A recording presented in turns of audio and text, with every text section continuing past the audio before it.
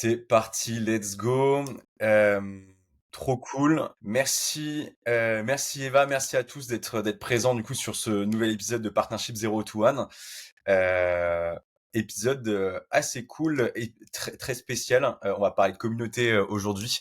Donc pour rappel, je m'appelle Hippolyte, je suis cofondateur de Partnershift et j'ai lancé du coup Partnership Zero to One avec l'idée de réunir toutes les 2 semaines euh, les meilleurs experts du métier pour un échange direct et pragmatique pour partager voilà leur best practice, success stories autour de thématiques très précises sur des stratégies, méthodologies, etc.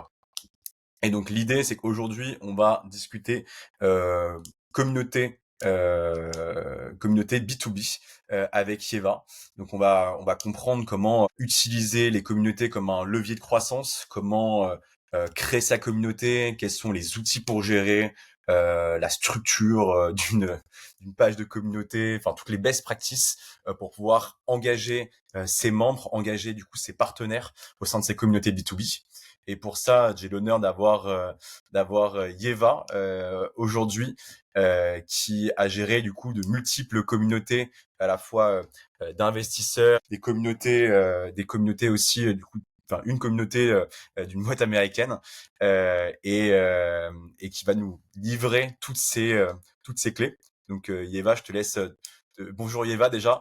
Merci Bonjour. d'avoir accepté de nous rejoindre aujourd'hui sur Partnership Zero to One. Est-ce que peut-être tu peux te présenter en 2 minutes avec un focus partenariat et expérience communauté? Carrément, bah écoute, déjà merci beaucoup pour l'invitation Hippolyte et bonjour à tous. Donc moi je m'appelle Yeva Gaigala, j'ai 29 ans et ça fait une quinzaine d'années que je fais de la gestion de communauté. J'ai découvert ça vraiment par hasard quand j'avais 15 ans et que j'ai rassemblé 20 000 personnes autour d'un projet de passion. Et je me suis rendu compte à quel point ça avait vraiment de la puissance de rassembler autant de personnes qui ont des valeurs communes, qui ont des idéologies communes. Et je me suis dit que c'était vraiment un superbe hack pour m'en servir comme levier pour tous les autres projets que j'allais faire. Donc, ensuite, j'ai fait une école de commerce, j'ai créé ma première boîte à 21 ans, une deuxième à 24. Et je viens d'une famille où j'ai pas du tout de réseau. Mes parents ont pas pu, enfin, ils sont pas dans des cercles avec des dirigeants d'entreprise, etc. Et donc, il fallait que je me développe mon réseau. Et j'ai décidé de m'appuyer sur justement cet aspect communauté et aussi l'événementiel pour développer mon réseau, pour trouver des clients, pour trouver des mentors et derrière faire décoller ma boîte et ma trajectoire, ma carrière entre guillemets. Donc voilà, et j'ai donc commencé à faire des événements de gestion de communauté et de plus en plus dans l'écosystème Startup Innovation. Il y a des personnes qui ont commencé à venir me voir et me dire c'est trop cool ce que tu es en train de faire là pour toi. Est-ce que tu pourrais pas faire la même chose pour nous?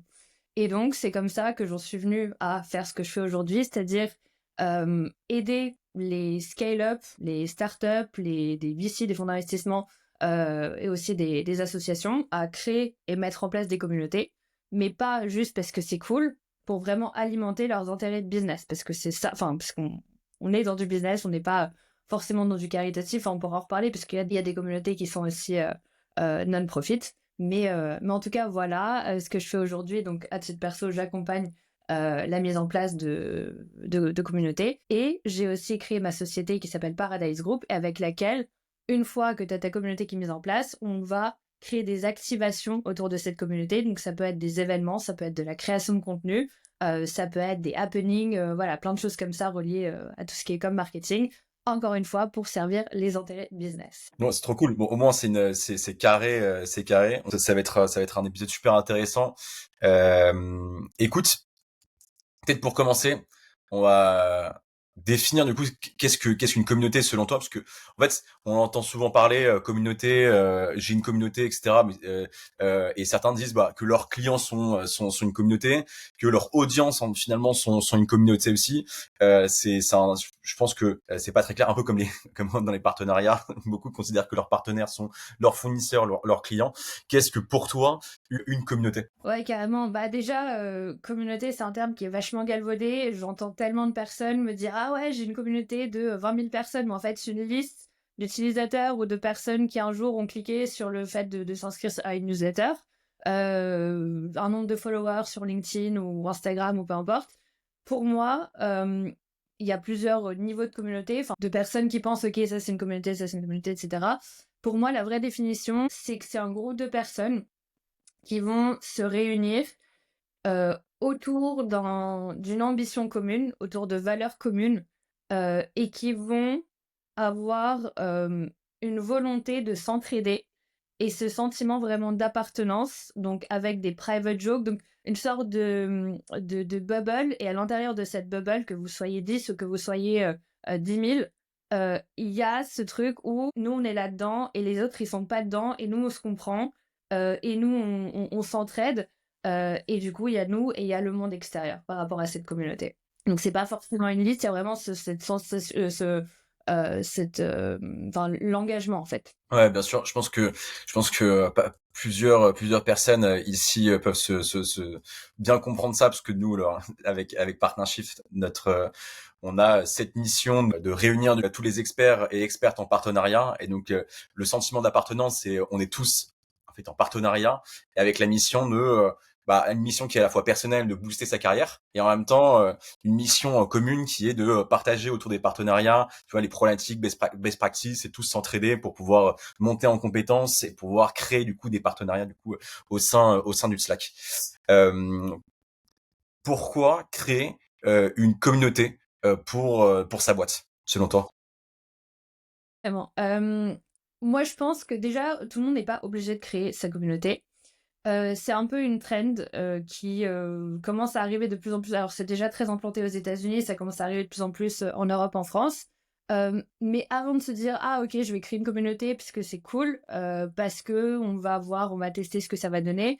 Moi, je pense qu'il faut partir des intérêts business. Et je pense que si vous avez les ressources pour le faire et la volonté de le faire, ça peut être un vrai upside dans le sens où je vais pas vous l'apprendre. Enfin, s'il y a des entrepreneurs dans cette room ou même ceux qui bossent dans des boîtes qui ont ce mindset entrepreneurial, le nerf de la guerre, c'est de connaître ses clients. C'est d'échanger avec eux régulièrement et c'est de construire et de faire évoluer le produit en fonction des retours utilisateurs.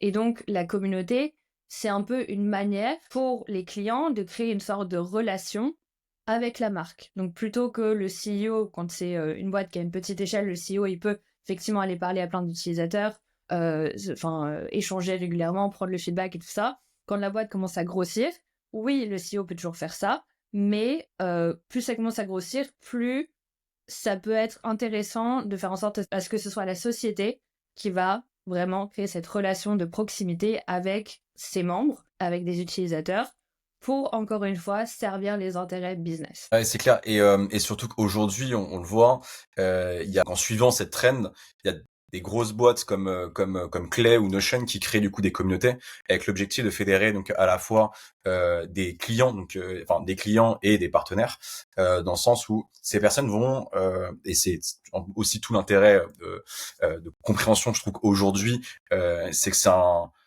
c'est un catalyseur en fait où tu viens avoir des personnes du coup qui vont recommander. Donc ça va être finalement soit du referral, soit entre guillemets si je parle vraiment avec un prisme partenariat, soit c'est du referral, soit c'est entre guillemets du partenariat de service intégrateur, puisque ils réunissent en fait à la fois des clients qui sont fans et qui vont recommander du coup la solution à leur écosystème, ou alors ils vont réunir des freelances, des consultants et des influenceurs qui auront pour but de soit intégrer du coup la solution directement chez leurs clients. Donc on a l'émergence notamment plein d'agences clés d'un côté, ou des ambassadeurs du coup influenceurs du côté Notion, qui sont tous animés dans la communauté avec l'idée de pouvoir effectivement soit intégrer la solution chez leurs clients ou soit communiquer. Et on le voit avec il y a une grosse communauté Notion dans laquelle je suis, que t'avais animé, et on voit des personnes comme par exemple Shubham qui ont créé beaucoup de contenu, donc avec des vidéos, des podcasts, des posts LinkedIn, etc., pour pouvoir promouvoir finalement la solution. Et ces communautés en termes business, elles permettent à effectivement ces entreprises américaines de centraliser tous ces acteurs en un seul endroit, les animer comme un programme partenaire avec voici les nouvelles features, vous pouvez directement discuter avec les équipes pour avoir des insights, vous pouvez avoir accès à des perks ou des choses en plus avec tout l'objectif de pouvoir spread du coup la entre guillemets la bonne parole directement dans l'écosystème et être présent du coup auprès de ceux qui sont les moteurs enfin les moteurs de développement. Ouais. Complètement. Bah, en fait, si tu veux, la communauté, ça va vraiment être une extension, enfin ça peut, si c'est bien fait, être une extension de la workforce.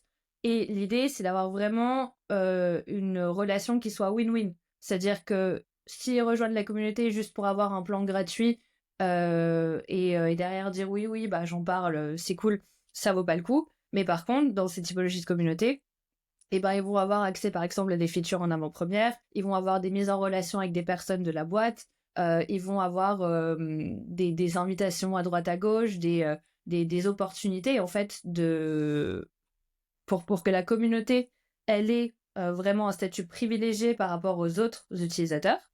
Donc, ça leur sert à titre perso, parce que certaines de ces personnes ont des business autour de l'outil qu'ils sont en train d'utiliser. Donc, eux, par rapport à leurs clients à eux, c'est utile d'être un peu mis sur un piédestal, d'avoir des avantages. Et derrière, naturellement, ils vont aussi prêcher, comme tu dis, la bonne parole par rapport à cet outil. Et donc, c'est des actions qu'ils vont faire de manière, entre guillemets, bénévole, mais encore une fois, ils le font pas. Alors certains le font vraiment par pur plaisir, puisqu'ils n'ont pas de business associé, mais par contre, les autres, ils y voient la valeur win-win de vraiment recevoir des choses qui sont pas forcément financières, et parfois ça peut l'être aussi de la part de ces marques, mais derrière, de pouvoir aussi se positionner en tant qu'ambassadeur, parce que le fait d'avoir un tampon d'une marque assez connue, c'est aussi quelque chose qui joue positivement pour ton personal branding. Donc voilà, encore une fois, il faut que chacun s'y retrouve, mais si c'est le cas, ça peut vraiment faire la différence et créer toute une, je vais pas dire une armée, mais en tout cas une très très grosse équipe à travers le monde qui puisse prêcher la bonne parole pour ce que tu es en train de faire. Ouais, c'est clair. Et ce que je trouve assez fort, c'est et pour l'avoir vu, parce que j'ai eu la chance d'organiser un événement, un événement pour la team Notion il y a déjà quelques temps, et je trouvais ça super intéressant de voir. En fait, il y a vraiment ce sentiment d'appartenance et tout le monde du coup se réunit et ça, enfin. Et tu crées en fait des relations humaines finalement avec une seule mission, sachant qu'effectivement, tu l'as dit, il y en a pour qui je dirais, ils sont fans du coup du produit et ils veulent juste être au courant de ce qui se passe et pouvoir diffuser autour d'eux. Il y en a d'autres qui sont plus des influenceurs et qui, pour le coup, c'est vraiment d'une certaine manière leur business et ils veulent pouvoir communiquer en fait sur le produit. Ils sont contents de rencontrer des personnes, donc à la fois de faire des after-work ou participer aux grandes messes du coup de ces entreprises pour faire partie en fait du groupe et communiquer dessus au travers du coup de leurs canaux, enfin de leurs médias. Et t'en as d'autres effectivement. J'ai rencontré des personnes qui étaient littéralement des intégrateurs de la solution. Donc leur business ils étaient freelance consultants. Ils vont voir les entreprises pour pouvoir spread du coup, enfin prêcher du coup la bonne parole et en même temps aller intégrer ces solutions au sein de l'entreprise et faire en sorte que l'outil soit bien utilisé du coup dans l'entreprise. Peut-être pour continuer et avancer, comment on crée du coup sa communauté? Ouais, vaste sujet. J'ai pas la formule, la recette magique, mais en tout cas, moi, ce que je fais systématiquement, c'est de se dire, encore une fois, comme je disais tout à l'heure, on va pas créer une communauté parce que c'est cool. On va créer une communauté parce que ça va servir nos intérêts business. Et donc, on va d'abord partir de nos intérêts business. Qu'est-ce qu'on cherche à faire? Donc, généralement, ça va être d'augmenter le chiffre d'affaires. Ça peut être parfois d'autres choses un petit peu sur le côté, mais on va prendre le chiffre d'affaires comme exemple. Et donc de dire, le chiffre d'affaires, on peut l'augmenter de plusieurs manières. On peut acquérir des nouveaux clients, on peut upsell, on peut prolonger les durées de contrat, par exemple, ce genre de choses. Et donc, parmi notre communauté, on va déjà comprendre qui est-ce qui fait partie de notre communauté. Et si vous si vous n'avez pas de communauté aujourd'hui, réfléchissez à qui sont un peu vos power users et les personnes que vous metteriez dans la communauté. Et derrière, d'analyser un peu les personas. En fait, pour moi, la création de communauté, c'est un peu comme la création d'une boîte à l'intérieur de ta boîte. Et donc, tu vas avoir tes intérêts business en tête. Ensuite, tu vas vraiment analyser qui sont les personas, c'est-à-dire quelles sont les typologies de personnes dont tu as la catégorie socio-professionnelle, l'âge, etc. Mais derrière, tu vas avoir aussi qu'est-ce qui les caractérise et qu'est-ce qui fait que tu les as mis dans ta communauté. Par quoi est-ce qu'ils sont drivés, d'accord?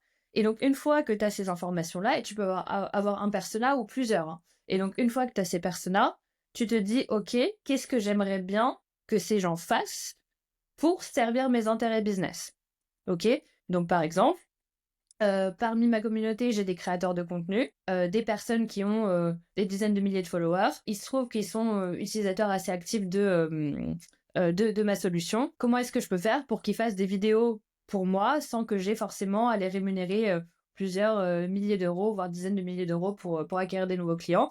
Et donc, je vais essayer de me dire, OK, qu'est-ce qui peut les intéresser? Qu'est-ce que je peux leur donner à la place ou en complément d'un petit chèque? Est-ce que c'est des intros avec du top management dans ma boîte, des gens qui s'expriment jamais en public et donc du coup, ils vont faire une interview, pour eux, c'est une exclue, et pour nous, bah, ça fait de la création de contenu. Enfin voilà, donc encore une fois, c'est un exemple, mais il y en a des milliers, voire des millions d'autres. Donc c'est, encore une fois, de partir des intérêts business, comprendre qui sont les personas parmi la communauté, qu'est-ce qui les intéresse, qu'est-ce qu'ils font, eux, et derrière, qu'est-ce que moi j'aimerais bien qu'ils fassent pour servir mes intérêts business, et comment est-ce que je peux faire pour aligner les intérêts et faire en sorte à ce que ce soit pas transactionnel, mais que ce soit vraiment quelque chose de naturel, parce que tu as aussi, et les communautés c'est complexe, mais ça repose sur des relations humaines, donc il faut aussi ce sentiment d'appartenance, de valeurs communes, tu vois, de choses un peu comme ça. Donc voilà en tout cas le global, et puis après chaque boîte a forcément son ADN, ses propres manières de faire. Il faut que pareil, les actions qui sont proposées par la communauté, il faut qu'elles soient alignées avec les pratiques de la boîte, ce genre de choses. Donc après ça se construit au cas par cas. Bien sûr. Et ça, du coup, c'est quoi tes recommandations, par exemple, d'outils pour pouvoir créer et gérer, du coup, sa communauté? Alors, au début, si tu démarres, ça peut même être un petit groupe WhatsApp de 10 personnes, en vérité. Donc, généralement, les personnes, elles s'imaginent toujours une infrastructure qui soit énorme. Donc, en vrai, d'abord, commencer par un petit chat. Moi, d'expérience, il faut pas aller chercher des outils qui sont spécialisés pour de la gestion de communauté, parce qu'en fait, ça va pas forcément être des outils qu'on va utiliser au quotidien. Et donc, dans le day-to-day, sauf si les personnes sont méga super fans plus de ce que vous êtes en train de faire, ils vont pas télécharger un outil exprès ou aller quotidiennement sur un outil exprès pour faire partie de la communauté. Ou alors vous êtes vraiment hyper bon et tant mieux. Mais dans la plupart des cas, il faut plutôt se servir d'outils que les personnes de votre communauté utilisent déjà au quotidien. Donc ça peut être un WhatsApp, ça peut être un Slack, pour des communautés, bah, du coup B2B comme ce dont on parle aujourd'hui. Donc voilà, donc avoir une plateforme de chat pour que les personnes puissent échanger. Et puis après, il va y avoir tout ce qui est annonces. Donc pareil, les annonces, ça peut être fait sur un channel Slack, ça peut être envoyé sous forme de newsletter, ce genre de choses. Mais en tout cas, vraiment commencer par un petit groupe où les personnes puissent échanger. Et au fur et à mesure que ça grandisse, tu peux créer une plateforme ou par exemple une page Notion dans laquelle les membres ils vont avoir accès à tout un tas de ressources, parce que on va pas se mentir, dans le monde des communautés, la com elle va jouer un grand rôle, et donc si les ambassadeurs, si des personnes de la communauté elles prêchent la bonne parole, il y a de fortes chances à ce que ce soit à travers du contenu de communication. Donc avoir typiquement un kit com avec des templates de tiens, je fais partie de telle communauté, tiens, ce post LinkedIn, des bannières, des choses comme ça. Donc voilà, en tout cas avoir donc un chat et un espace, on va dire, de ressources. Ça peut être aussi un Google Drive. Moi, je suis plutôt pour Notion, mais après, chacun son truc. Et du coup, d'avoir toute cette page avec les ressources, avec un peu des news aussi, une directory d'événements. Pareil, ce qui peut se faire aussi pas mal, c'est que si vous voulez que vos ambassadeurs, que vos membres de communauté organisent des événements, vous pouvez créer une page Luma. Donc en fait, chaque personne de la communauté va créer ses propres événements sur Luma. Donc vous les encouragez à faire ça, vous leur mettez un petit tuto pour qu'ils le fassent. C'est normalement assez facile. Et derrière vous, vous avez un Luma un peu centralisé, ou je sais pas si vous savez, mais vous pouvez en fait prendre un Luma extérieur de quelqu'un qui ne fait pas partie de votre équipe, et dire bah tiens, cet événement, moi je veux l'ajouter à mon calendrier Luma. Et donc en fait vous centralisez tous les événements qui ont lieu, qui se passent autour de votre boîte. Donc ça peut être aussi sympa d'avoir un petit calendrier pour que les membres de la communauté aient des bonnes excuses pour se retrouver les uns avec les autres. Ouais, 100%. Ouais, bonne stack d'outils. Nous, on utilise Luma, et je pense que toutes les personnes qui sont arrivées du coup sur ce webinar ont vu notre calendrier. Mais je recommence, que j'ai découvert cet outil là en octobre dernier. C'est d'une puissance absolument incroyable. Et je te rejoins sur aller au plus simple et être au cœur du coup de l'écosystème. Si votre communauté, vous pouvez, enfin, en gros, il faut développer sa communauté au cœur de l'écosystème, là où sont déjà votre audience, vos clients, vos partenaires, etc. Et donc, théoriser un WhatsApp, c'est ce qu'il y a de plus simple. Voir, nous, quand on s'est lancé avec PartnerShift, initialement, on avait créé un Slack Connect, on savait que toutes les personnes en partenariat étaient sur Slack. Et donc, ça avait permis de pouvoir tester. Et on a switché sur un vrai Slack beaucoup plus structuré à partir du moment où on avait dépassé, je crois, les 50 personnes sur un premier Slack qui s'appelait Partnership Connect, il me semble. Euh, donc, 100% aligné. C'est ça. Et d'ailleurs, il y a des personnes qui ne le savent pas, mais sur WhatsApp, on peut créer des communautés. Parce que bon, le risque, c'est que sur WhatsApp, tu commences à avoir 100, 200, 300 personnes, et donc du coup, les gens, ils balancent de la pub un peu dans tous les sens. Pour moi, ça, c'est pas vraiment une communauté, parce que t'as pas ce truc de on va construire quelque chose ensemble, on va s'entraider. Mais c'est plutôt, bah, tiens, chacun fait sa pub, et moi, je suis dans des dizaines de groupes WhatsApp qui font ça. Mais au-delà de ça, donc de un, ne pas faire un groupe WhatsApp un peu fourre-tout. Et derrière, une communauté WhatsApp, en fait, tu peux créer, donc t'as l'espace communauté où tout le monde est dedans, mais derrière, tu peux créer des conversations très spécifiques par sous-thématique, et donc en fait, tu vas créer des sous-communautés. Et donc quand ta base commence à grossir, bah, c'est très pertinent. Et donc chacun peut choisir de rejoindre, bah tiens, tel chat, mais pas celui-là. Donc voilà, c'est assez utile. Et je rajoute aussi le fait que dans la stack d'outils, j'ai pas parlé de tout ce qui est CRM, mais généralement, chaque boîte va avoir son CRM. Pour la gestion de communauté, ça peut être pas mal de mettre en place un Airtable pour croiser justement des formes, puisque tu as posé quand même pas mal de questions en cours de route. Mais ça, chacun va avoir son CRM. Donc, comme quand toi, tu vas choisir ta stack d'outils pour la communication avec ta communauté, tu vas pas non plus prendre une nouvelle stack d'outils pour faire un CRM spécifique communauté. Il y a de fortes chances à ce que tu prennes déjà ton CRM. Mais par contre, il faut mettre des tags, les personas, faire en sorte de bien structurer aussi les parties prenantes de ta communauté et traquer l'engagement. Mais ça, on en reparlera plus tard. C'est clair, 100% aligné. Nous, on est sur Airtable, on est sur Airtable, donc c'est un mini, en mode, on l'a développé en mode mini CRM, du coup, pour gérer la communauté. On est passé un moment sur Folk, c'était vraiment pas mal. Il manquait juste quelques features, du coup, clés que nous, on a développé, du coup, en interne, du coup, avec Airtable. Mais effectivement, il faut pouvoir traquer, et je suis en contact avec une boîte Conquest, qui est en train de justement de monter un CRM de communauté, puisqu'il y a vraiment ce pain de comment est-ce que si je donne vraiment un use case, mais d'un côté t'as ton Airtable, de l'autre du coup t'as du coup ton Slack, et en fait ils sont pas liés, en termes d'information. Donc en fait tu peux avoir des choses un peu éclatées. Au départ du coup de Partnership, moi j'essayais de faire l'alignement entre les deux, ça me prenait un temps mais colossal. Au bout d'un moment j'ai vu peu d'impact du coup et de valeur, donc j'ai arrêté. Mais du coup je sais qu'il y a un décalage du coup entre le CRM et le Slack.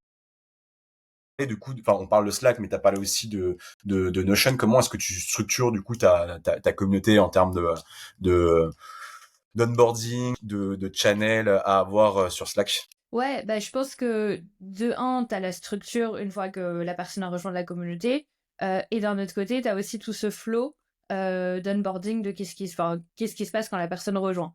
Donc, déjà, quand elle rejoint, et c'est marrant parce qu'il y a pas mal de similitudes entre les religions et les communautés.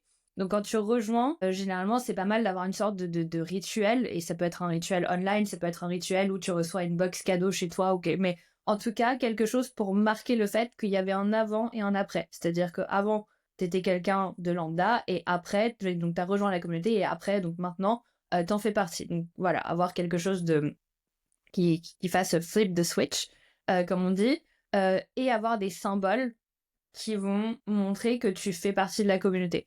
Donc soit, encore une fois, on va te livrer une box chez toi avec des goodies, enfin, je sais pas, un stickers, une casquette de la marque. Soit tu vas avoir accès justement à un channel Slack, à des interfaces, des choses comme ça. Donc ça, c'est tout ce qui est onboarding asynchrone. Et puis après, tu peux aussi faire un peu soit un événement physique, soit un événement online, où tu vas dire bienvenue aux nouveaux membres de ta communauté, tout seul entre eux, soit avec des membres actuels qui vont les accueillir. Donc voilà, donc tu as toute cette partie pour l'onboarding. Et donc, une fois que les personnes sont onboardées, dans une page Notion ou un Google Drive ou quoi, ce qui est généralement bien, c'est d'avoir la mission de la communauté. Parce que, encore une fois, si tu en fais partie, idéalement, c'est pas juste pour avoir accès à un plan premium gratuit. Donc la mission, qu'est-ce qui caractérise les personnes de la communauté, quelles sont les limites de la communauté, qui en fait partie. C'est pas mal aussi d'avoir une directory, parce que du coup, vu que tu fais partie d'une communauté, généralement, tu vas vouloir connecter avec les autres. Donc comprendre qui est déjà là, avoir un peu des filtres, peut-être être mis en relation par rapport à des villes, à des centres d'intérêt, des expertises reliées à l'outil ou des choses comme ça. Une partie news, donc qu'est-ce qui se passe, quels sont les événements, et une partie ressources, c'est-à-dire que, encore une fois, par rapport aux actions que tu souhaites que ta communauté elle fasse, que ce soit créer du contenu, que ce soit organiser des événements ou faire d'autres choses, ben avoir des manières de faciliter ces trucs-là pour qu'ils aient pas à galérer à se dire bon ok j'ai envie de faire un post LinkedIn, qu'est-ce que je vais mettre comme visuel, etc. Et c'est pas hyper difficile, mais en tout cas ça va quand même prendre du temps, donc ça veut dire qu'ils sont vraiment à fond s'ils le font. Mais derrière si toi tu prépares des templates, et ça typiquement c'est un truc qu'on fait avec Paradise Group, on organise plusieurs événements chaque année, dont le plus gros qui va arriver là en juin, c'est un événement annuel sous le patronage d'Emmanuel Macron. Ça s'appelle le European Tech Sovereignty Summit au ministère des Affaires étrangères. Et pour cet événement-là, donc on invite que sur invitation des personnes qui sont des décideurs politiques, des fondateurs de scale-up, des investisseurs, des instituts. Donc c'est des personnes déjà qui n'ont pas le temps de créer des posts LinkedIn en mode oui, je vais à ce petit événement, en amont de l'événement, je parle, parce qu'après, oui, tu as une photo dans le salon de l'horloge et tout, c'est sympa, tu peux communiquer, mais en amont, il y a très peu de personnes qui vont dire bah, je vais y aller. Et donc, ce qu'on a mis en place, c'est un template Canva très très simple avec le design du Quai d'Orsay, donc le ministère des Affaires étrangères, avec un placeholder pour que tu puisses mettre ta photo, un placeholder pour que tu puisses mettre ton nom, et derrière, tu as juste à dupliquer cette page, t'écris ton nom, tu mets ta photo, tu as les logos des partenaires, etc. Et derrière, on a prévu un petit texte que tu peux poster sur LinkedIn en annonçant ta participation. Et ça, en amont d'un événement, en fait, ça te démultiplie le reach que tu peux avoir parce que t'es pas en train de communiquer a posteriori, mais avant ça, il y a des personnes importantes qui vont dire ah bah tiens moi je vais à tel événement et ça crée une hype et les gens sont là ah ouais mais comment est-ce qu'on peut y aller, c'est où les invitations, il est où le lien Luma et tout, et donc ça te crée, enfin ça te fait un peu monter la sauce et tu peux aussi, enfin c'est très simple finalement de passer un petit peu de temps sur un template que beaucoup de personnes vont dupliquer. Donc voilà, une partie ressources pour t'aider à atteindre tes objectifs business. J'aurais tellement voulu avoir ça au début avoir ça et le comprendre du coup au début parce que effectivement plus tu viens saccader créer du coup tout un plan où en fait c'est un onboarding qui est très clair du coup pour chacun avec les actions à faire et tu leur enlèves le pain de réfléchir à faire des choses, mieux c'est. Et on s'est lancé assez tard dans effectivement ce genre de choses, nous côté partnership, et je vois très bien du coup l'utilité de créer juste une page en disant poste du coup sur LinkedIn, voici le texte, juste tu remplis tu remplis ton nom prénom ici, voici du coup le visuel et ce que tu peux mettre, et puis en fait c'est ciao, tu vois. Et t'as vraiment facilité les choses, et ça permet effectivement de développer du coup l'audience, la visibilité, etc. Et continuer à diffuser du coup entre guillemets la mission et donner envie à d'autres personnes du coup de rejoindre. Mais je pense que du coup là-dedans ça invite à une question qui est l'engagement en fait des membres de la communauté. Comment toi tu structures ce entre guillemets l'engagement des membres de la communauté? Ouais, c'est une très bonne question. Bah, une question qui revient très souvent, c'est justement les métriques de succès autour parce que on reste dans du business, donc il faut des chiffres, des chiffres. Pour moi, le plus important, ça va être vraiment le NPS. Et ça va être lié à l'engagement, je vais t'expliquer pourquoi. Parce qu'en fait, t'as plein de gens qui vont traquer 50 milliards de choses. Par exemple, le taux de show-up à un événement, le taux d'ouverture de mail, des trucs comme ça. Et tu peux les traquer, c'est fine. Mais s'il y a une seule métrique qui, selon moi, vaut la peine d'être traquée, ça va être vraiment le NPS. Et en fait, le truc, c'est que si les personnes sont satisfaites de l'expérience, donc le NPS, le Net Promoter Score, hein, je pense que je n'y finis pas plus que ça, mais si les personnes sont satisfaites de l'expérience, il y a de très fortes chances à ce qu'elles vont continuer à contribuer.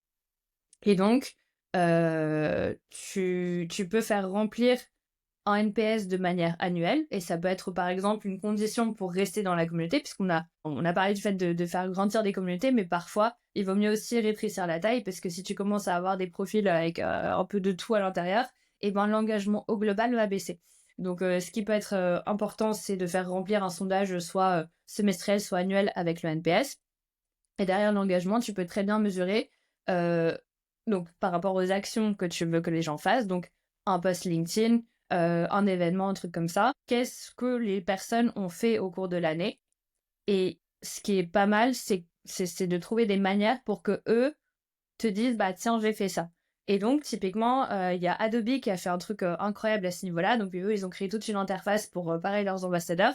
Et ce qu'ils ont fait c'est un système de points où plus tu fais des actions, donc publier une vidéo sur YouTube par exemple, un post LinkedIn, aider quelqu'un à débloquer un bug sur l'outil ou quoi, plus tu gagnes des points, et avec ces points, tu peux aller choper des goodies, tu peux aller choper des réductions pour tes clients, des choses comme ça. Et donc du coup, ça peut te permettre de voir quelles sont les actions que la communauté a faites. Mais ça, c'est plus complexe, et donc à mon avis, c'est à voir dans un second temps. Et en fait, pour eux, pour rester dans la communauté, je crois que tous les trimestres, il faut que tu aies cumulé un certain nombre de points. Ce qui en termes d'action ne représente pas énormément, c'est du style 2 ou 3 posts LinkedIn par trimestre ou un truc comme ça. Il faudra peut-être que je me trompe par rapport au point, mais en tout cas, c'est pas colossal si tu veux. Mais ouais, donc Adobe sont très très doués là-dedans, et pour le tracking des métriques. Donc voilà, voir quelles sont les actions que la communauté fait. Et donc tu traques ça et tu leur dis bah si vous avez tant de points ou si vous faites tant d'actions, bah, vous pouvez rester dans la communauté, sinon bah, on vous enlève vos avantages. Et le NPS, donc tu le traques de manière semestrielle ou annuelle. Et un autre petit hack perso que j'ai, et en vrai je sais pas pourquoi d'autres personnes n'y ont pas pensé, enfin il y a très peu de gens qui font ça, c'est qu'après un événement euh, physique, les gens veulent voir les photos. Généralement ils ont hâte de voir un peu la vibe, de tiens j'ai pris une photo avec telle personne, machin. Et ben en fait, tu leur envoies un mail, tu leur dis écoute, voici l'album photo, je te mets pas le lien avant que tu reçoives le lien. S'il te plaît, remplis mon enquête de satisfaction NPS. C'est vraiment 2 questions, faut pas que ce soit un truc hyper long, sinon effectivement on va y avoir un taux de drop-off, mais vraiment une appréciation sur 5 étoiles, une question de tiens, qu'est-ce qu'on pourrait améliorer, une question de c'était quoi ton highlight de l'événement, et dès qu'ils remplissent ça, automatiquement ils reçoivent le lien. Et en fait, grâce à ça, nous, notre objectif, alors oui, c'est d'avoir un NPS le plus élevé possible, mais c'est surtout de pouvoir améliorer les événements dans le temps. Et donc en fait, moi, ça me dérange pas d'avoir un NPS un petit peu inférieur, puisque du coup, il y a plus de gens qui vont répondre au NPS, mais au moins d'avoir du feedback vraiment quali sur qu'est-ce qu'on peut améliorer pour vraiment faire en sorte à ce que les prochaines éditions soient encore plus exceptionnelles. Et donc aujourd'hui, dans tous les événements qu'on organise, on a un taux de réponse de NPS de au moins 50% des personnes, ce qui est énorme. Parce que si t'envoies ton NPS en stand-alone, déjà t'as que les gens sympas qui vont le faire. Ouais. Ceux qui vont passer une mauvaise expérience, soit ils sont vraiment hyper énervés, donc ils vont prendre le temps de te faire un commentaire négatif, mais sinon ils vont se dire non, vas-y, ça m'a saoulé, donc je remplis pas. Et en fait, t'as aucun moyen comme ça de t'améliorer. Et donc, c'est pour ça que je vous recommande de faire ce petit hack qui, encore une fois, est très très simple et peut apporter beaucoup de valeur. Ouais, c'est clair. Ok, t'as quand même pas de bons tips. Effectivement, il faut arriver à créer du coup de l'engagement, aller faire en sorte que du coup les personnes, enfin les membres pardon de la communauté fassent des actions pour pouvoir, parce que en fait c'est chaque action égale de la valeur du coup apportée dans le réseau. Plus il y a de la valeur, plus lui prend en valeur, plus du coup ça intéresse les membres et leur donne envie du coup de participer. Et peut-être du coup pour revenir là-dedans, c'est comment toi du coup c'est quoi en fait ton process du coup de d'onboarding phare entre guillemets, et comment tu le fais évoluer du coup avec la communauté en termes d'animation pour maximiser enfin, l'impact auprès des membres. Ouais, carrément. Bah, du coup, le process de onboarding, j'avais commencé à l'expliquer tout à l'heure, mais c'est vrai que ça a le mérite peut-être d'être un peu détaillé. Déjà, il faut faire un peu attention parce que dès lors que des nouvelles personnes rejoignent la communauté, ça peut être qui tout double. Tu peux avoir les membres actuels qui disent ah, trop bien, on a de nouvelles personnes, on va pouvoir faire connaissance et tout. Et t'en as qui peuvent mettre un petit warning en disant ouh là là, c'est qu'il y a encore ces nouvelles personnes qui arrivent. Est-ce que ça va pas être des détraqueurs, enfin des personnes qui vont être là en stand-alone pour avoir un abonnement gratuit, un truc comme ça. Donc déjà, il faut intégrer, donc tu as la partie onboarding individuelle, donc par exemple tu reçois une petite box de bienvenue, avec un petit livret de ce que tu fais, je sais pas, voilà, des petits trucs comme ça. Le fait de t'ajouter à la directory, à toutes les ressources et tout ça, et derrière, comment t'intègres ces personnes-là. Et en fait, tu as une double communauté qui va se créer. Tu vas avoir le badge des nouvelles personnes qui viennent de rejoindre. Donc eux, ils ont un sentiment d'appartenance encore plus élevé parce qu'ils rejoignent en même temps. Donc ils sont en train de passer par les mêmes émotions plus ou moins au même moment. Et derrière, tu as l'intégration de ce nouveau badge avec la communauté actuelle. Et donc, ce que tu fais, c'est que tu crées une sorte de rituel pour qu'ils apprennent à faire connaissance. Euh, et tu t'expliques à tout le monde pourquoi est-ce que. Donc, c'est un peu comme des mises en relation, mais en groupe, tu vois, t'expliques pourquoi est-ce que chaque personne est pertinente de faire partie de la communauté. Et après, pour maintenir un petit peu tout ça, généralement, ce qui marche bien, ça va être des moments de réunion, donc soit des calls monthly ou si tout le monde est dans la même géographie, le fait qu'on se retrouve pour un apéro tous les premiers jeudis du mois à 19h30, des choses comme ça. Donc vraiment de faire en sorte à ce que les personnes puissent continuer à se rencontrer, à être engagées. Et derrière, ce qui peut être intéressant de mettre en place quand la communauté commence à grossir, c'est de créer une sorte de hiérarchie avec des paliers, soit par rapport à l'ancienneté, soit par rapport au niveau d'engagement. Parce qu'en fait, nous, en tant qu'humains, et c'est marrant parce que dans une de mes 2 boîtes que j'ai créées avant, c'était une analyse de cerveau pour comprendre comment t'es câblé et quel impact est-ce que ça va avoir sur ta manière d'entreprendre, mais au-delà d'entreprendre, c'est en général dans la vie, tu vois. Et donc, j'ai une connaissance assez accrue, on va dire, des comportements humains. Et nous, en tant qu'humains, on est tous câblés pour toujours progresser, toujours aller au next step, etc. Et donc, ça peut être intéressant de mettre en place des mécanismes qui vont te faire te dire, OK, moi, je viens de rejoindre la communauté. C'est pas juste un truc ongoing, mais je progressais et j'ai envie de progresser. Donc, soit j'ai envie de contribuer plus, soit j'ai envie de rester X temps parce que derrière, ça va me débloquer quelque chose, etc. Et donc, de mettre en place ce genre de incentive. Tu peux faire ça sur base de gamification, mais pas que. Donc voilà, et puis après, derrière, d'avoir des manières de reward les personnes qui ont progressé, justement. Donc de showcase, et donc t'as des boîtes qui vont faire des leaderboards de ceux qui contribuent dans la communauté. Enfin voilà, t'as pas mal de mécanismes, en tout cas, de réfléchir comment est-ce que, encore une fois, par rapport à mon persona et aux actions business que j'ai envie que ces personnes fassent, comment est-ce que je peux leur donner envie de faire plus et d'évoluer et de progresser en fait avec la marque. Donc voilà, globalement. Et puis après, t'as toute l'animation classique en partageant des news et puis en saupoudrant avec des nouvelles. Mais ça, c'est du côté boîte, du côté produit, tu vois, de dire que c'est pas que la communauté qui évolue, mais c'est aussi le produit et la boîte qui évoluent. Et donc, trop bien, on a un nouveau produit qui sort, une nouvelle feature qui sort, etc. Ouais, bien sûr, je le vois, j'ai été dans une communauté, tu vois, pour souligner ça sur l'aspect gamification. Enfin, je suis toujours dans une communauté, bon, c'est dans une communauté crypto, pardon.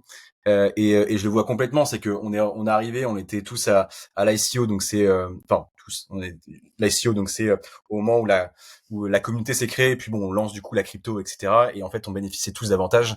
Et maintenant, ce truc est fermé, c'est qu'on a un avantage du coup premium dès le départ. Et ensuite, ils ont lancé en fonction de combien t'avais mis du coup dans la crypto au départ, plus ça faisait combien de temps que du coup t'es là, en fonction de tes actions. Ils ont commencé à mettre un score. Et après, avec ce score, ils l'ont développé. Et t'as vraiment des statuts en gros des statuts et du coup tu te retrouves avec des différents niveaux par membre et ils te donnent du coup des actions entre guillemets à faire. Donc il y a une application du coup pour ça et t'as des actions à faire, à réaliser du coup pour promouvoir du coup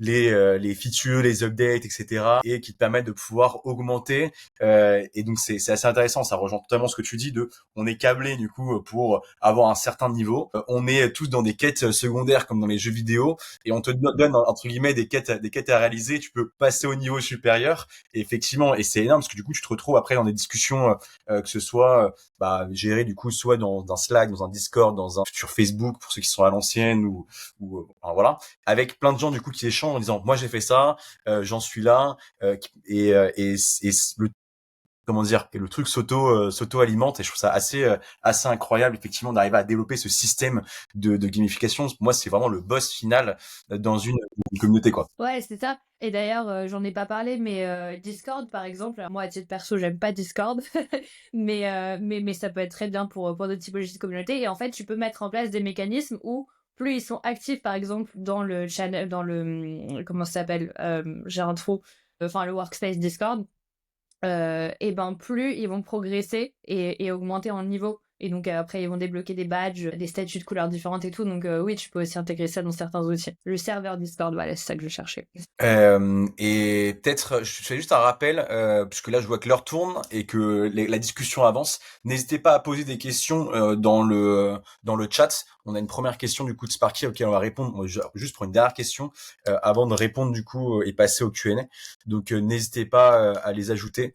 Euh, et ouais, la dernière question que je voulais te poser, c'est quel a été le plus grand challenge auquel tu as fait face et comment toi tu l'as surmonté?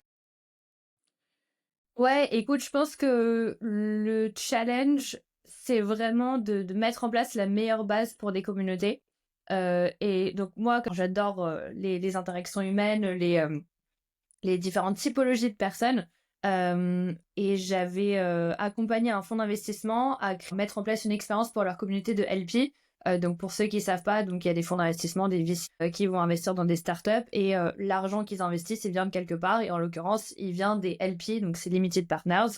Ça va être soit des personnes fortunées, soit des institutions, donc des grands groupes, qui vont confier de l'argent sous gestion à celui-ci qui derrière va être investi dans les startups. Et donc moi, mon objectif à travers cette mission, c'était à la fois de créer un sentiment d'appartenance pour les LP dans le fonds d'investissement et au-delà de leur vendre ce qu'on appelle un produit financier, c'est-à-dire que tu investis dans le fonds et moi je te fais un return de X pourcent au bout de quelques années, et ben de créer toute une expérience pour qu'ils aient vraiment de la valeur ajoutée supérieure. Et tout ça, ça avait vocation évidemment à attirer d'autres LP qui allaient investir dans le fonds. Et investir dans le fonds, on parle de plusieurs centaines de milliers d'euros. Donc, c'est des populations qui sont assez tricky, assez différentes. C'est des personnes qui n'ont pas le temps. C'est des personnes qui investissent sur le côté. Et donc, je vais dire que mon plus gros challenge, enfin, ça, c'est juste un exemple pour illustrer, mais c'est vraiment de comprendre fondamentalement à qui est-ce que tu as affaire. Parce que pour créer une bonne communauté, il suffit pas juste de faire un copier-coller de méthodologie, de dire, bah tiens, j'ai mon groupe WhatsApp, j'ai mon Slack, j'ai créé ma page avec toutes mes ressources et tout. Mais c'est vraiment toute cette ingénierie pédagogique, limite, de comment est-ce que tu vas faire en sorte, est-ce que ta communauté, elle marche, et que ce soit pas un truc cool en standalone, mais que ce soit vraiment quelque chose qui te permette d'augmenter ton chiffre d'affaires. Et donc, bah, il y a pas de secret hein, pour ça. Et tu fais comme quand tu montes ta boîte, tu passes des calls, t'échanges avec pas 10 personnes, mais avec 50 personnes de ta communauté. Si tu as un groupe, si tu as par exemple une database de, je sais pas, 300 personnes, bah, échange au moins avec 50. Et du coup, tu vois, bah, est-ce que tu peux créer une communauté de ça, autour de ça, pardon. Si aujourd'hui t'as pas de communauté, et ben tu réfléchis à quelles sont les meilleures personnes qui, selon toi, pourraient en faire partie. Et donc tu te poses avec ces personnes-là pendant au moins 1 heure. Et même si c'est 10 personnes ou même 5 personnes au début, c'est fine. Mais voilà, en tout cas, pas de secret. Le challenge, en fait, moi je pars du principe que la gestion de communauté, ça repose beaucoup sur du bon sens et le fait en fait d'interroger les gens, de leur parler plutôt que de sortir de ton chapeau un trick de tiens bah ça c'est la meilleure stratégie ou quoi que ce soit. Donc voilà, moi je vous encourage vraiment et ça prend du temps hein. Donc c'est pour ça qu'il y a pas toutes les boîtes ne vont mettre ça en place, mais vraiment de rencontrer ces personnes, d'échanger avec elles, parce que à la fin, une communauté, c'est vraiment une relation de proximité que la boîte crée avec l'individu.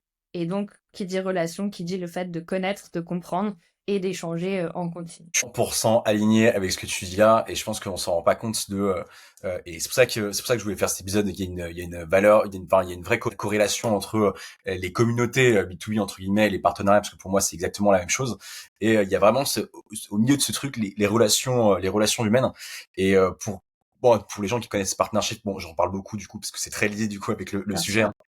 mais pour que les gens se rendent compte, au début de Partnershift, en fait, je vous parlais de cette première discussion où on est arrivé à 50. En fait, j'ai parlé avec quasiment les 50 personnes et qu'initialement, ce truc-là, c'était, je l'avais, en fait, le lancement était sur, j'avais besoin de monter en compétences en partenariat, donc du coup, je prenais des calls et que j'avais été recruté pour être partnership manager chez Sunday, et donc je prenais des calls avec des pairs en fait. Du métier pour essayer de comprendre, et à chaque fois je les mettais du coup dans ce Slack Connect qui avait été créé, et donc on est monté à 50 personnes quand on a lancé du coup après Partnershift, donc qui était la V2 de cette discussion. En gros, j'ai discuté avec, je pense, 3/4 des membres de la communauté. Donc je faisais des calls de 30 minutes, mais jusqu'à ce qu'on soit, je sais pas, je crois 700 750 800, et donc j'ai passé un temps mais monstrueux à discuter avec les gens. Alors, en fait, il y a des calls qui n'aboutissent à rien. Je me dis, bon, bah, du coup, c'est cool. J'en passais 30 minutes à juste discuter avec quelqu'un. En revanche, sur la majorité, ça m'a permis de comprendre déjà, bah, en fait, c'est comme la mission, c'est de comprendre qu'est-ce que les partenariats. En fait, je n'ai jamais autant appris que, et d'ailleurs, je remercie du coup tous les membres avec qui j'ai discuté.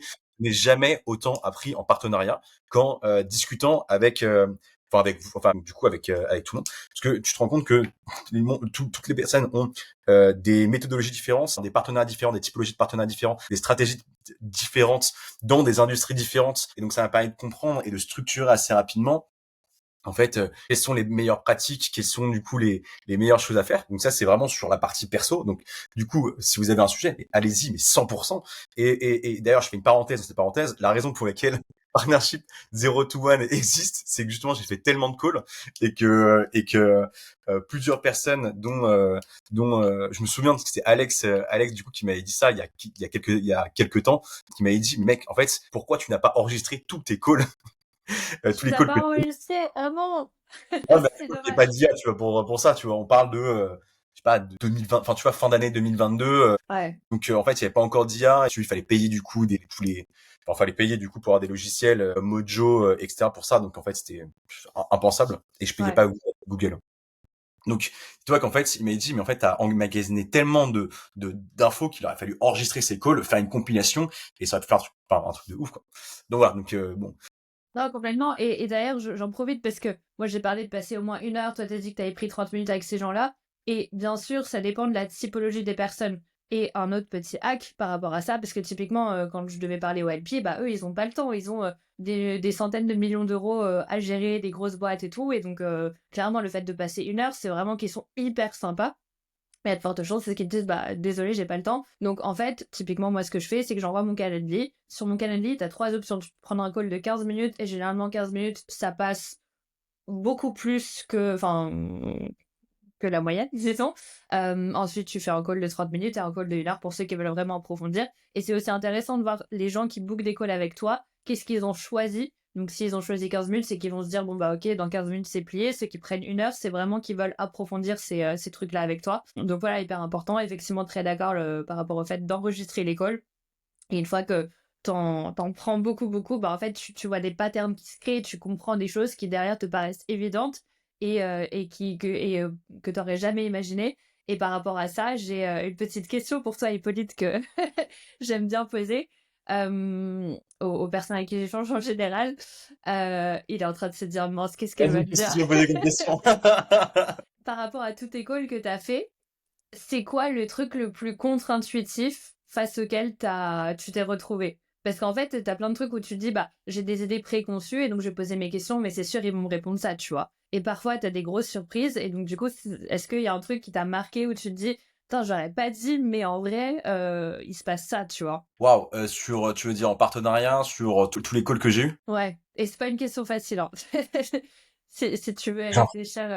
l'impression d'être en entretien là, d'un coup. En fait, je pourrais pas te dire là comme ça parce qu'en fait, il y a eu trop de calls il y a très longtemps, au tout début quand je Ouais. connaissais rien en partenariat, où en fait, je sortais des calls en me disant, waouh, attends, mais là, je viens de découvrir un truc.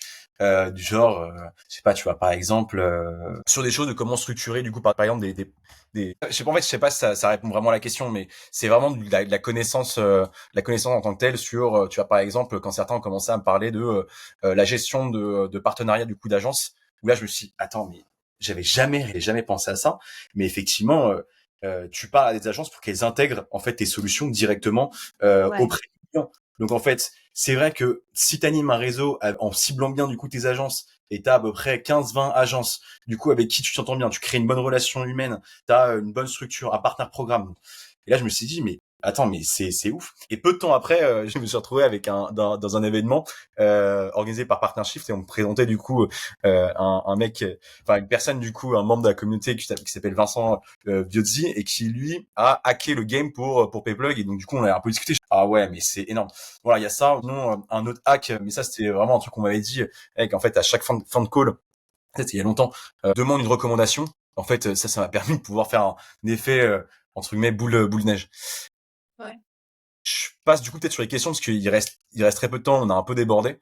Et j'aimerais qu'on puisse répondre aux questions, même si on a déjà abordé certaines choses. Donc déjà, il y avait Sparky du coup, qui posait la question de comment trouver ces 10 personnes B2B qui vont accepter d'être dans ce premier petit cercle.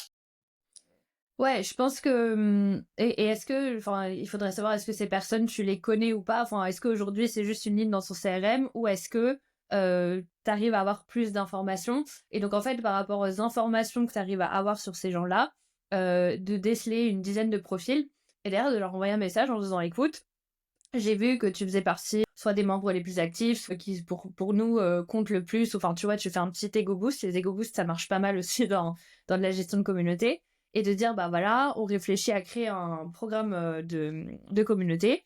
On pense mettre ça dedans, mais on est encore en train de le construire, et on aimerait bien, si tu es partant, de le construire avec toi. Est-ce qu'on pourrait se prendre un call pour en parler?» Parce qu'en fait, encore une fois, on est sur des relations humaines, on n'est jamais des experts de l'humain au global, tu vois.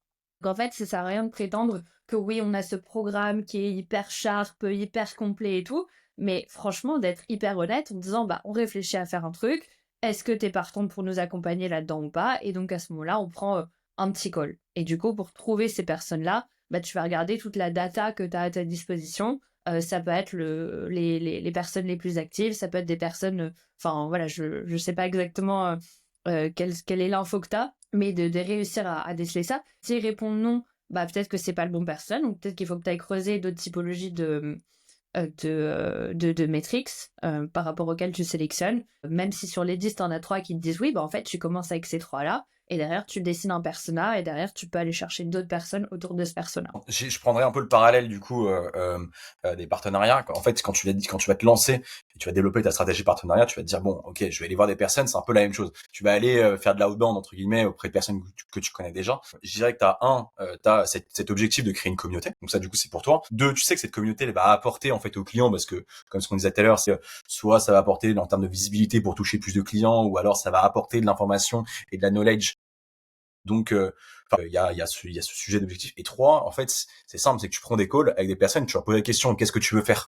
Qu'est-ce que tu veux faire? Comment est-ce que nous, on peut t'apporter pour que matcher avec tes objectifs, pour, je sais pas, t'apporter de la connaissance, du personal branding, etc., etc. Et c'est comme ça que je pense que tu peux commencer à avoir un peu ces premières actions. Moi, je le faisais beaucoup, du coup, dans ce que je disais tout à l'heure, du coup, sur les calls, c'est de comprendre, en fait, finalement, qu'est-ce que moi, je peux leur apporter. Et je pense que c'est vraiment la clé, parce que du coup, tu vas avoir des personnes qui vont se dire, bah, ça, c'est mon objectif. Ah, donc, du coup, si, en gros, on fait ça, ça va répondre à mon objectif. Donc, du coup, je suis chaud pour m'impliquer. Et là-dedans, j'ai un exemple, je discute avec pas mal de membres en ce moment, du coup, qui veulent de plus en plus s'impliquer. Et en fait, pour certains, donc je pense par exemple à Thomas et Géraldine qui voulaient eux contribuer pour pouvoir mieux comprendre leur écosystème, du coup, enfin pour comprendre mieux du coup leur écosystème. Et ils sont venus en me disant, bah, on a envie de pouvoir créer des événements, donc on est en train de travailler du coup sur un événement ensemble.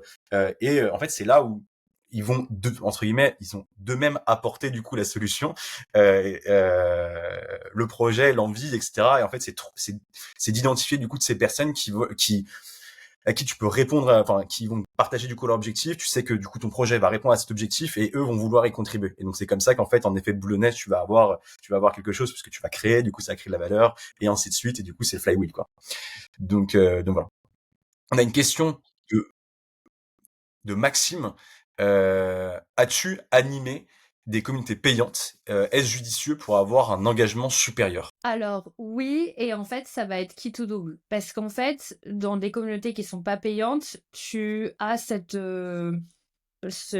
dynamique win-win qui va se mettre en place. C'est-à-dire, bah, moi, je te provide des trucs et toi, tu fais des trucs pour moi en échange, mais on est trop content de le faire parce qu'on s'y retrouve chacun. Dans les communautés payantes, tu as un rapport de force un peu différent qui se met en place parce que la personne te paye et donc toi, tu as tout intérêt à augmenter ton chiffre d'affaires, mine de rien. Alors que elle, bien qu'elle puisse avoir de la valeur à travers ta communauté, bah, si tu la fais payer plus, forcément, elle va pas forcément être hyper contente, sauf si la valeur augmente. Donc, c'est très tricky, cette dynamique qui est en train de se mettre en place. Et donc, parfois, puisque la question c'est est-ce judicieux pour avoir un engagement supérieur? Alors, pour avoir enfin, le fait de payer, effectivement, ça va dissuader quelques personnes de rejoindre la communauté. Donc, tu peux penser que toutes les personnes qui payent, elles vont s'engager potentiellement plus, ce qui d'ailleurs n'est pas toujours vrai. Parce que par exemple, alors c'est pas des communautés, si par exemple on prend les salles de sport, c'est pas parce que quelqu'un paye son abonnement à la salle de sport qu'ils vont y aller toutes les semaines, ni même tous les mois, ni même toute l'année, et que les salles de sport participants, enfin, parmi tous les membres, il y a que la moitié à peu près qui sont actifs. Généralement, ça dépend des clubs et tout. Bref, tout ça pour dire que c'est pas forcément puisque tu as mis un ticket que tu vas être méga engagé. Ça peut jouer pour certaines personnes, mais c'est pas forcément le cas. Et par contre, le risque, c'est de se dire tous les gens qui payent, ils payent pour obtenir quelque chose, ok, de la valeur. Donc tu leur apportes de la valeur, c'est très bien.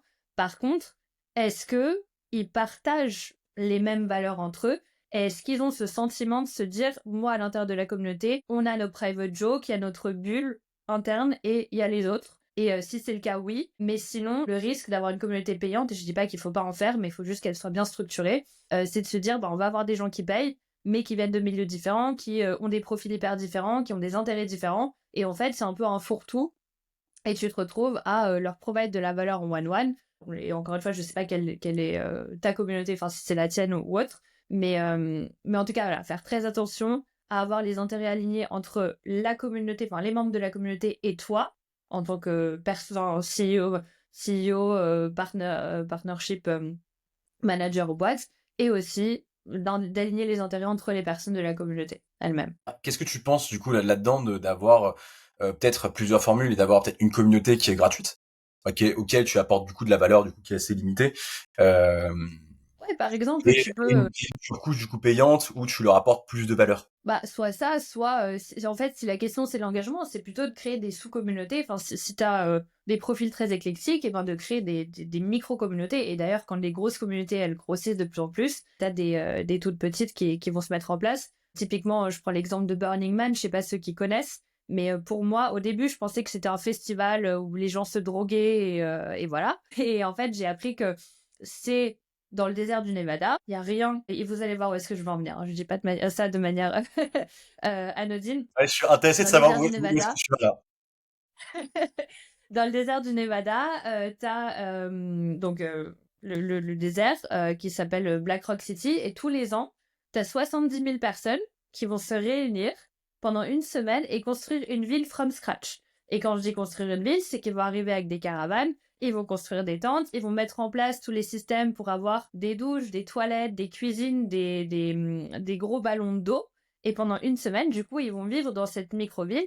Et en fait, pour moi, et je vais faire une vidéo sur ça dans quelques semaines, quelques mois, parce que je vais y aller pour la première fois de ma vie là en fin août. Mais pour moi, c'est vraiment l'exemple parfait des communautés parce que là-bas, l'argent n'a pas de valeur et c'est un peu comme une utopie qui est hors de ce monde-là parce que il y a 10 principes et parmi les 10 principes, eh bien, tout passe par la gift economy. Chacun doit être self-sufficient, etc. Et en fait, du coup, pendant toute la semaine, euh, tu vas te dire, bah ok, moi, tous les jours, par exemple, de midi à 14h, je vais donner des pancakes aux 200 premières personnes qui passent. Et donc, c'est cadeau. Et puis après, moi, le reste du temps, je vais me balader. Et puis, il y a d'autres personnes qui vont me donner des trucs. Il y en a qui vont faire des massages. Il y en a qui vont faire des performances artistiques, etc. Donc, c'est pas forcément que de la food. Et en fait, chacun contribue à sa manière. Et donc, du coup, tu te dis, ok, waouh, donc c'est 70 000 personnes. C'est une communauté qui est énorme. Mais par contre, dans Black Rock City, tu vas pas en solo. Enfin, tu peux, mais il y a très peu de gens qui font ça. Donc, avec ta caravane, tu plantes ta tente et tout. Mais en fait, tu vas rejoindre des camps et en fait, des camps, ça peut être des camps de 10 personnes, ça peut être des camps de 200 personnes. Et en fait, c'est des gars ou des meufs qui se sont dit, OK, moi, je vais prendre 200 mètres carrés dans Black Rock City, donc je vais les louer. Et derrière, je vais me faire mon camp. Et dans mon camp, je veux que ça ait une thématique entrepreneuriale. Je veux que ce soit que des personnes péruviennes, je dis n'importe quoi. T'as des camps avec des enfants aussi. T'as des camps échangistes. Enfin, t'as des camps de plein de thématiques différentes. Et donc, en fait, t'as la méga communauté Burning Man, où les gens y vont pour l'idéologie, la gift economy, enfin vraiment l'expérience incroyable. Et derrière, tu as les camps qui sont autour de thématiques vraiment très très spécifiques. Tu as des camps que de français. Enfin voilà, encore une fois. Et donc, tu as, comme je dis, hein, des camps échangistes et des camps avec des enfants. Et c'est des. Enfin, tu te dis, mais enfin, c'est deux mondes qui sont totalement à part. Et donc, tu as la grosse communauté et les micro-communautés à l'intérieur. Voilà, j'ai rebouclé la boucle. C'est dingue. Je connaissais pas. Du coup, je connais Burning Man enfin voilà, de juste de l'extérieur, mais je connaissais pas du coup tout cet aspect communautaire. C'est absolument incroyable. On a une dernière question du coup de Charlotte qui pose la question comment lutter contre les membres dormants, car on peut vite se retrouver avec des nombreux membres, et une activité flat en Ouais. termes du coup, d'engagement. Ouais, bah, je pense que déjà, quand les personnes rejoignent la communauté, et j'en ai pas parlé dans les détails, mais dans l'onboarding, il faut vraiment leur faire comprendre enfin, quel est l'objet de la communauté, quelle est la mission et pourquoi ils sont là. Et quel est plus ou moins le deal, tu vois. Et donc de dire, bah voilà, nous, si tu rejoins la communauté, on te donne plein de trucs avec grand plaisir. Et par contre, bah du coup, on part du principe que toi, on est trop content que tu fasses ça pour nous. Et il faut pas que ce soit transactionnel, mais vraiment très très naturel. Et donc, derrière, tu peux traquer les activités des personnes et dire, bah, tous les ans, je vais faire remplir soit une survey, donc déjà voir est-ce que les gens remplissent la survey ou pas, et voir, bah, qu'est-ce que tu as fait en fait pendant l'année. Et l'idée, c'est pas de rentrer dans une logique de micromanagement, mais de voir, bah, est-ce que tous les trimestres ou tous les semestres ou tous les ans, les gens ont fait au moins une seule action, tu vois. Et donc, du coup, d'avoir des moments où tu vas épurer ces personnes-là. Donc, du coup, je pars du principe que ta communauté, elle grossit et elle va aussi se rapetisser petit à petit. Donc, ça, c'est une manière de faire. Une autre manière de faire, c'est que tu dis que ta communauté, c'est un peu une rolling communauté, mais sur, enfin, par an. Et donc, en fait, tous les ans, tout le monde sort de la communauté, en quelque sorte, et tout le monde doit postuler pour renouveler le fait de faire partie de leur communauté. Et donc, comme ça, les membres dormants, bah, ils doivent justifier qu'ils ont fait quelque chose, ou je sais pas, en fonction de tes critères. Et du coup, donc voilà, donc soit tu as une communauté et tu vas épurer au fur et à mesure du temps, soit tu repars de zéro tous les ans, et donc comme ça te permet enfin, d'avoir moins de membres dormants. Mais effectivement, le risque, c'est que plus tu as de pourcentage de membres dormants, plus tu as l'engagement global qui va baisser, parce que si tu que des gens déter entre eux, même s'ils sont 10, ils vont faire des dingueries ensemble et ça va être incroyable. Alors que si sur 50 personnes, bah, t'en as même une vingtaine qui est active, bah, c'est cool, mais t'en as quand même d'autres qui sont un peu plus calmes sur le côté, et ça peut créer un peu de la frustration aussi par rapport à l'engagement des gens qui sont à fond. Ok, très clair. C'est bon, des bons insights. Et, écoute, moi j'ai une dernière question et après on va y aller parce que on a dépassé un peu le temps. Est-ce que t'as des exemples de communautés à citer? Ouais, carrément. Alors pour les OG un peu dans ce chat, The Family, selon moi, c'était une communauté incroyable, communauté d'entrepreneurs, d'investisseurs, parce qu'en fait, tout ce qu'ils faisaient, c'était décalé. T'avais vraiment une identité de communauté, t'avais bah, les principes, le Dare, Care, Share, t'avais les rituels où les gens se rencontraient régulièrement. Ah, petite alarme. Bref, donc ouais, The Family, et puis il y a plein de use cases sur ça sur Internet, donc vous pourrez aller voir.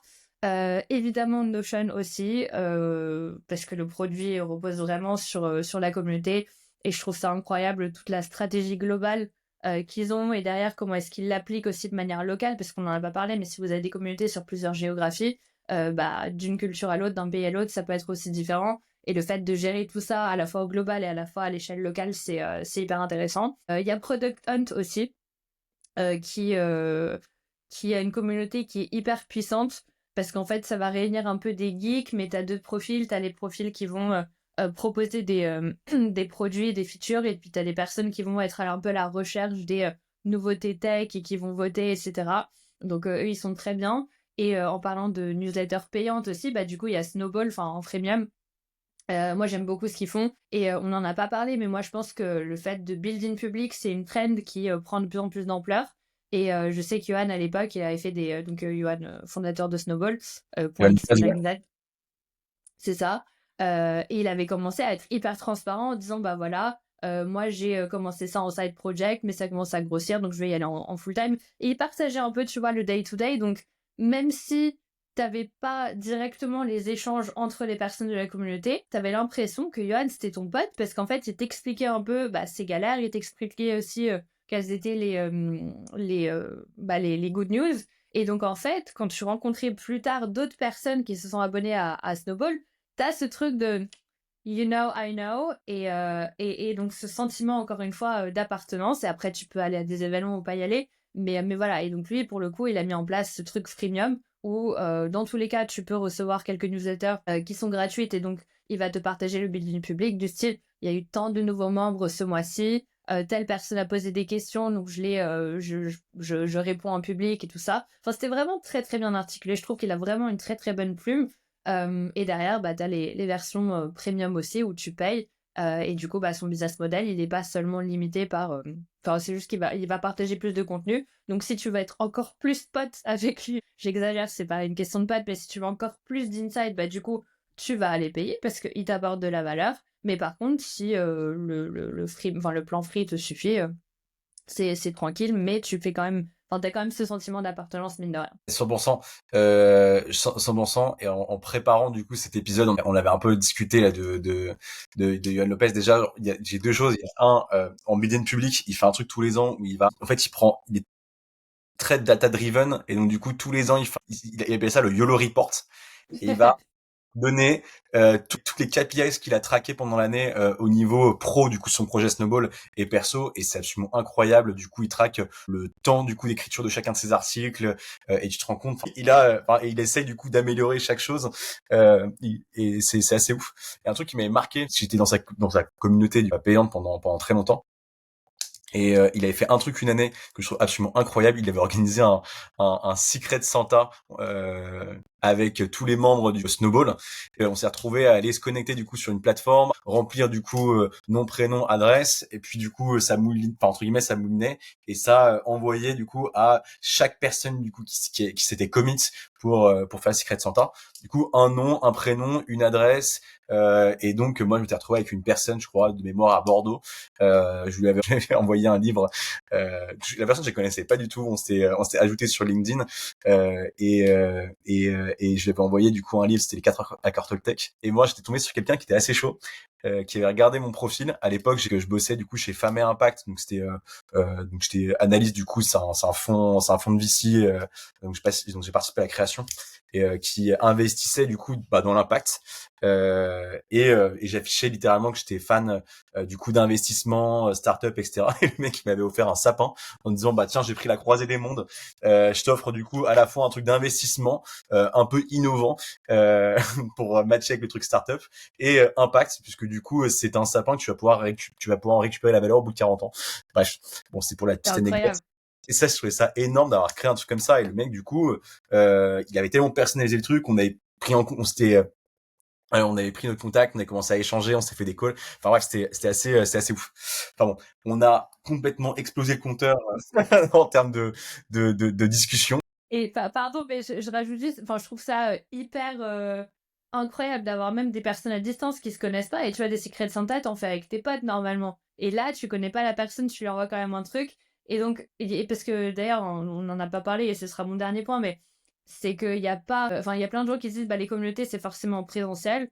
Ou si c'est en online, bah, on va faire juste des webinaires ou des trucs comme ça. Mais en fait, t'as tellement de manière créative de merge un peu les deux mondes. Et un dernier exemple que je vais donner, c'est France Digital, par exemple, qui fait sa galette des rois annuelle, qu'il a fait en présentiel habituellement. Et puis, il y avait une année où ils avaient dit, OK, on va... Enfin, tous les gens qui veulent participer à la galette des rois en distanciel s'inscrivent et ils leur ont envoyé par la poste une part de galette des rois en même temps, enfin du coup pour la soirée en tant que telle. Et du coup chacun se connectait, mangeait sa petite galette et participait au webinaire. Donc c'était hyper intéressant. Et il y a tellement de manières d'être créatif et d'apporter de la valeur originale qui apporte aussi de la valeur à ta boîte. Ah, c'est tellement une bonne idée de faire ça. Je trouve ça assez ouf. Pour avoir un peu d'argent, mais c'est assez ouf. Bah, bon, on vient de discuter pendant quasiment 1 heure et quart. Merci beaucoup Yeva, merci à tous d'avoir participé à cet épisode. Vous allez recevoir un petit mail de Luma. N'hésitez pas à mettre 5 étoiles, partager ce que vous avez appris durant l'épisode, ou même ce qu'on pourrait améliorer. Ou si vous voulez juste envoyer du love, on est preneur aussi. C'est super utile. En tout cas, merci Eva pour le partage de ton expérience et la préparation de l'épisode. C'était vraiment super cool. C'est un des épisodes que j'ai le plus kiffé en vrai, préparé et sur comment dire et surtout juste vivre du coup cet épisode parce que disons qu'on est à la croisée de deux mondes qui m'intéressent entre les partenariats et la gestion de communauté, donc c'est vraiment très cool. Et puis retrouvez-nous du coup dans 2 semaines. J'interrogerai du coup Will Taylor, qui est un Nord-américain qui est spécialisé dans les partner ops. Donc on parlera du coup des opérations, comment gérer du coup ces partenariats en interne avec du coup les petits trucs d'alignement interne, les bons outils à utiliser, etc. Et ça sera un épisode qui sera le deuxième épisode qui sera en anglais. Merci Eva, bonne journée à tous et puis à très bientôt pour de nouvelles. Merci beaucoup Hippolyte, c'est trop cool. Merci à tous de vous être connectés et trop cool d'avoir échangé sur ça tous ensemble. À très bientôt. Ciao. Salut!